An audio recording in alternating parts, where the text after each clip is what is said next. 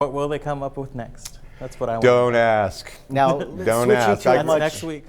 Switching to a much fresher topic. We've been enjoying some brisk temperatures in the morning. We have. Yeah, that's right. It's really nice out there right now, and with some extra humidity equals a little bit more fog across the area as well. Bevo, you were down to 0 miles. It's not looking bad here on 181 North, but no doubt there is some patchy, dense fog across the region. So on that early morning commute, folks, certainly use caution out there. Give yourself some plenty of time to arrive to your destination safely.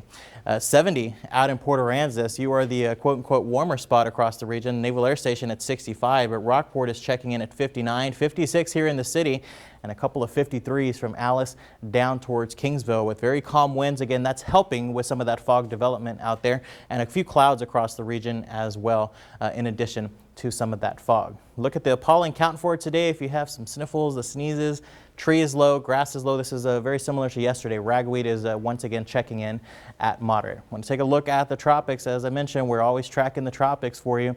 And iota is finally gone. That's certainly some good news. And you can see out near Nicaragua and into Central America, they're beginning to dry out just a little bit because so much rain has fallen.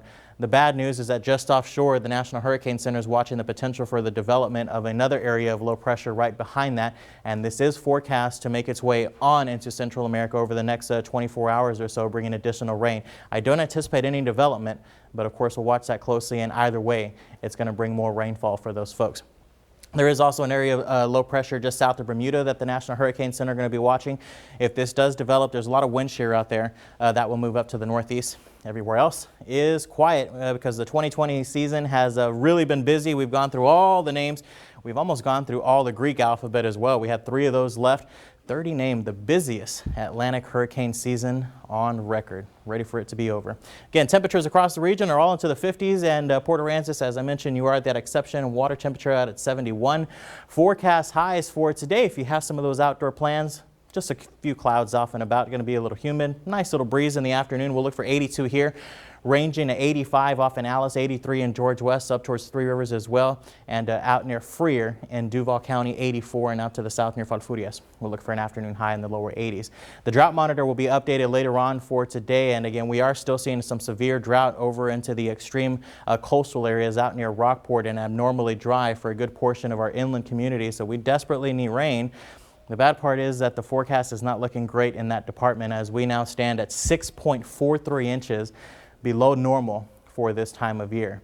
Wind forecast for today. Again, we're going to have that coastal flood advisory later on this afternoon at 5 o'clock. And you can see a little bit more brisk near the coastline. Not bad, though. It's going to be a nice breeze, and then they calm down once again tomorrow morning and on into tomorrow afternoon as well. Warm and humid air continues to pump right on in. That's going to keep frontal boundaries away from us for a little while. So as we look at the 7-day forecast, 82 today as well as on Friday. Overnight lows in the 60s. Warm and humid all the way through early next week. Front not scheduled to arrive until late Tuesday on into Wednesday. Paula.